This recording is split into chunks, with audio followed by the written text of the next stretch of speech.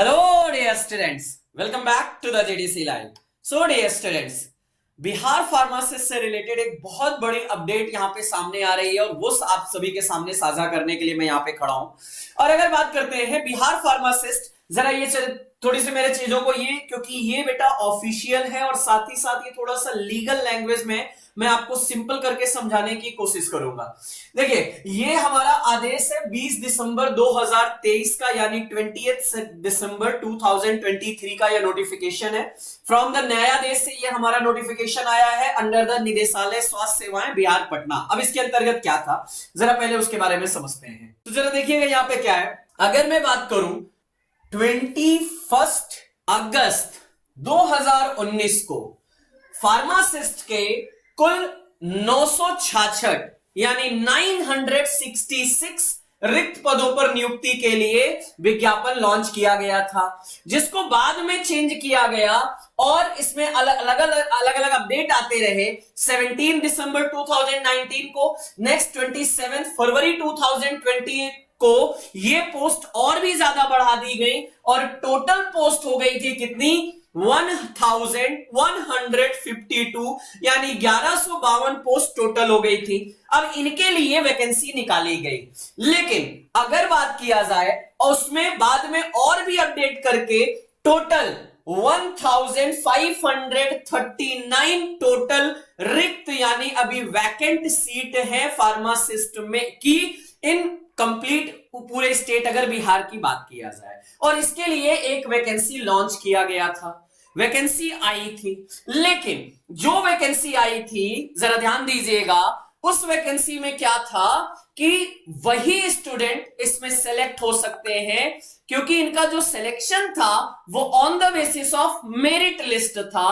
केवल आपके जो परसेंटेज थे आपके एग्जाम में, उसके बेसिस पे ये लॉन्च कर दिया गया था, ये वैकेंसी अनाउंस की गई थी। लेकिन अब उसके अंतर्गत क्या हो रहा था, बहुत सारे ऐसे यूनिवर्सिटीज हैं जहां पे मार्क्स कम आते हैं, लेकिन क्या वो बच्चा ब्रिलियंट नहीं है? बिल्कुल गलत बात है। और इसी को लेके बहुत सारे लोगों ने कोर्ट केस पे गए, और जब वो कोर्ट केस पे गए तो वहां पे देखिए, बिहार तकनीकी सेवा आयोग पटना द्वारा कतिपय बिंदुओं पर विभागीय मार्गदर्शन दिशा निर्देश प्राप्त कर पुनः प्राप्तांक दिनांक 23 फरवरी द्वारा विज्ञापन प्रारूप उपलब्ध कराते हुए इस पर सहमति प्रदान करने का अनुरोध किया। वो सारी चीजें ओके हो गई, लेकिन हाँ, अगर बात किया जाए मई 2023 विज्ञापन संख्या 05/2023 फार्मासिस्ट के पद पर नियमित नियुक्ति यानी परमानेंट, यानी हम जो बोलते हैं ना, हाँ जी, परमानेंट वैकेंसी के लिए प्रकाशित किया गया।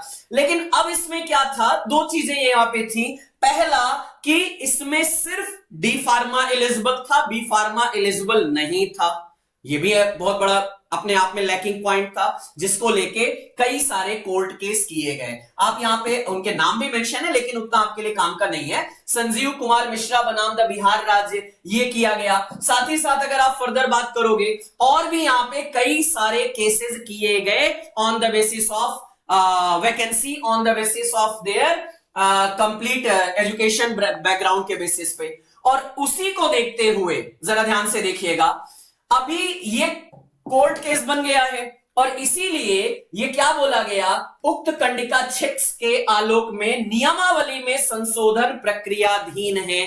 तो अभी गवर्नमेंट ने उसमें कुछ चीजों के लिए एप्लीकेबिलिटी बढ़ाई है, और ये चीज अभी हो रहा है कि मेरिट लिस्ट ना करा के एग्जाम कराया जाए। और बी फार्मा वाला केस जो कोर्ट में चल रहा है, या मेरिट लिस्ट वाला जो केस कोर्ट में चल रहा है, इसलिए अभी ये क्या है, प्रक्रियाधीन है। और इसी के लिए अर्थात नियुक्ति प्रक्रिया में समय लगने की संभावना है, और जिसकी वजह से क्या है, थोड़ा सा डेट बढ़ सकती है, या मैं ये कहूं हो सकता है जो फॉर्म रिलीज होने का भी टाइम है वो थोड़ा सा और ज्यादा बढ़ जाए।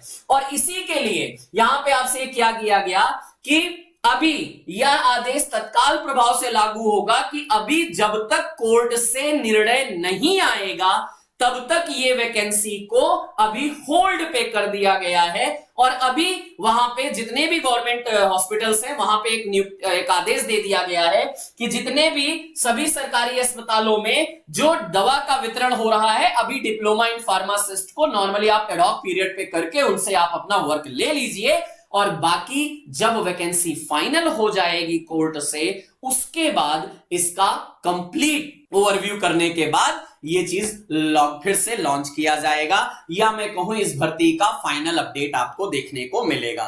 सो अब यहां पे मेरी तरफ से आपको सजेशन क्या है, देखिए ये तो कंफर्म है कि मेरिट लिस्ट वाला वर्क तो नहीं होने वाला है, और इसके लिए यहां पे हमारे कुछ सीनियर्स भी थे, शायद उन्होंने भी इस चीज के लिए देखा और वो भी इस चीज के लिए फाइट में लगे हैं और वो कोर्ट केस पे गए हुए हैं। और इसलिए मुझे पूर्णतया ये उम्मीद नहीं, पूरा भरोसा है कि शायद यहां पे ये जो according to the merit list वाला है वो हट जाएगा और बीफॉर्म के साथ में ये एग्जाम कराया जाएगा। अब आप भी समझते हो, अगर एग्जाम की बात आएगी तो डेफिनेटली वही स्टूडेंट सेलेक्ट होगा जिसकी प्रिपरेशन कंप्लीट होगी। सो आज और अभी से अपनी तैयारियां स्टार्ट कर दीजिए, अपनी तैयारी पे और ज्यादा एक्सेलरेट कर दीजिए, क्योंकि शायद जब ये वैकेंसी फाइनल होके आएगी उस समय आपको इतना टाइम ना मिले कि आप उस समय सारी तैयारियां कर सकें। इसलिए आप जिस भी माध्यम से पढ़े हैं, जिस भी कोर्स में आपने पढ़ा है, चाहे डी फार्मा चाहे बी फार्मा, आप डिप्लोमा हो सकते हैं, ग्रेजुएट हो सकते हैं,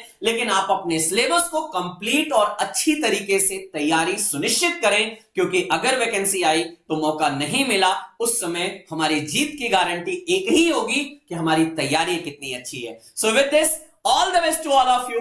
फॉर द फर्दर इंफॉर्मेशन आप जुड़े रहिए जीपैट डिस्कशन सेंटर के ऑफिशियल पेज से। हम आपको time to time proper information regarding this vacancy या अदर वैकेंसी से रिलेटेड भी आपको इंफॉर्मेशन मिलती रहेगी। अगर फर्दर जॉब का नोटिफिकेशन आपको और भी जॉब का चाहिए, इसी वीडियो के डिस्क्रिप्शन बॉक्स में जीडीसी फार्मा जॉब का लिंक भी दिया गया है। उस चैनल पे आपको छोटी से छोटी, बड़ी से बड़ी फार्मा के फील्ड की सभी वैकेंसी का कंप्लीट और फास्ट अपडेट मिलता है। So stay connected with the GDC. Thank you so much to all of you.